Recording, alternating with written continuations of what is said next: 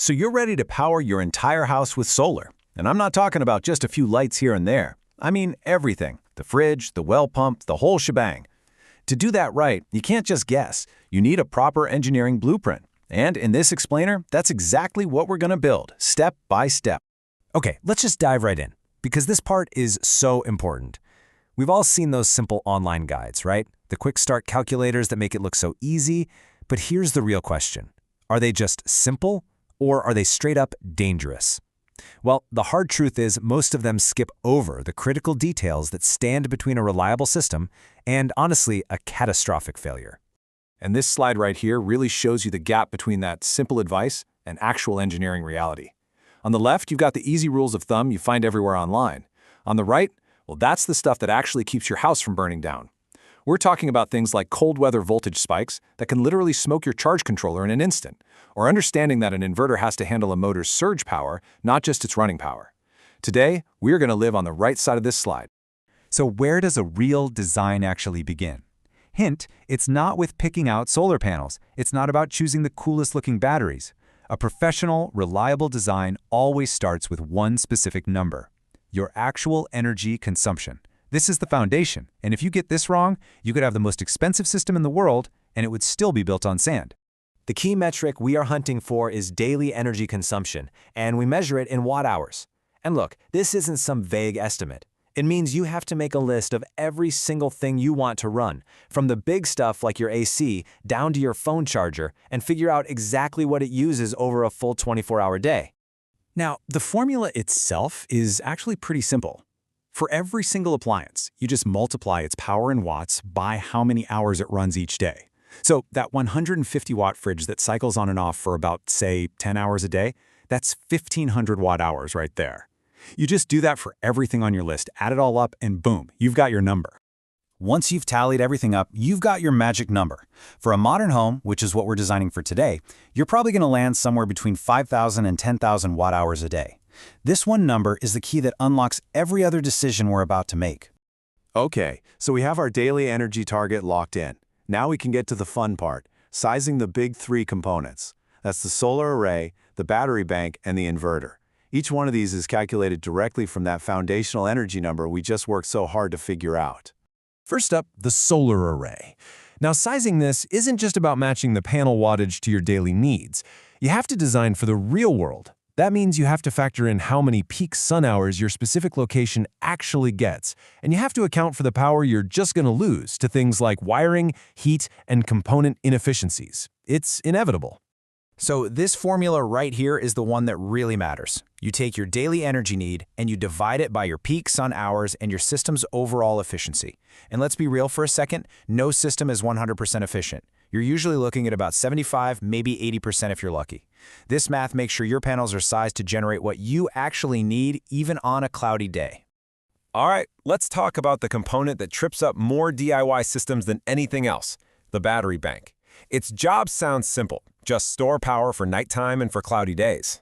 But I'm telling you, undersizing your battery is probably the single biggest cause of system shutdowns and just total frustration. And this right here, this shows you exactly why the type of battery you pick is so critical. A classic lead-acid battery? You'll damage it if you drain it past about 50%. But a modern lithium battery, you can safely use 80, even 90% of its stored energy. That means for the same advertised capacity, lithium gives you nearly double the usable energy. You absolutely have to factor this into your design. Finally, we have the inverter. That's the box that turns the DC power from your batteries into the AC power your house actually uses. And here's the deal, two numbers matter. There's the continuous load, which is the steady power your stuff draws. But then there's the surge load, that huge split-second spike of power needed to kickstart a motor in a pump or a fridge. If your inverter can't handle that surge, the whole system will just trip offline every single time the compressor kicks on. So we've sized all the main gear. Now we need to talk about the part that keeps it all from destroying itself or, even worse, burning your house down. We are talking about the critical safety layers. This is what separates a reliable power station from an incredibly dangerous hobby project. This quote is the key to understanding what we call worst-case design. A solar panel's voltage is rated for standard, kind of warm conditions. But on a bright, freezing cold day, that voltage can spike way, way higher than the number you see on the spec sheet. And if your system isn't built to handle that absolute peak, you're in for a very bad and very expensive surprise. And here are the brutal consequences of ignoring that. That cold weather overvoltage, it will instantly smoke your charge controller. Gone. Cables that are too thin for the current they're carrying, they basically become heaters, and that is a massive fire hazard. And an unfused battery, well, let's just say a short circuit is the last thing you ever want to see. Each one of these is a predictable failure that comes from a bad design. You can think of the charge controller as the brain of the charging system. It sits right between your panels and your batteries, and it manages all the power flowing between them. But here's the thing, it has hard limits. It can only handle a certain maximum voltage and a certain maximum current. If you exceed either of those limits, even for a second, it's toast. So how do we protect everything? With correctly sized fuses and breakers. And let me be perfectly clear, this is not optional. You must have a fuse between the batteries and the inverter and another one protecting the charge controller. They're designed to be the sacrificial weak link in the chain.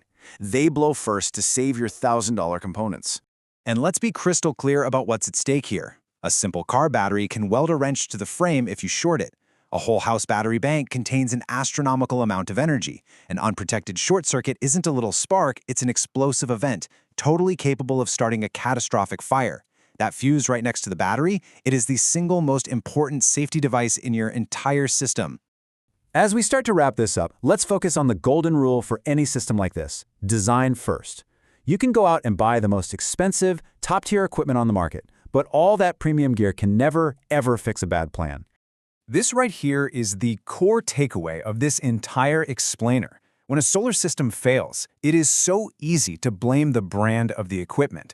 But the truth is, the vast majority of failures were guaranteed to happen from day one because they were built on a fundamental design flaw. So what are the red flags of a bad design?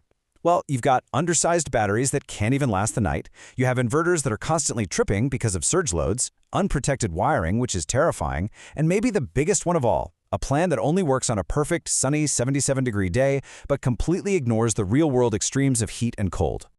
And please, never forget this fundamental truth. Electricity doesn't forgive mistakes. There is no close enough. It either works safely and correctly, or it creates a hazard. Electricity doesn't care about your good intentions. It follows the laws of physics, and it has absolutely no mercy for bad math. So as you move forward with your own plans, ask yourself this one simple question.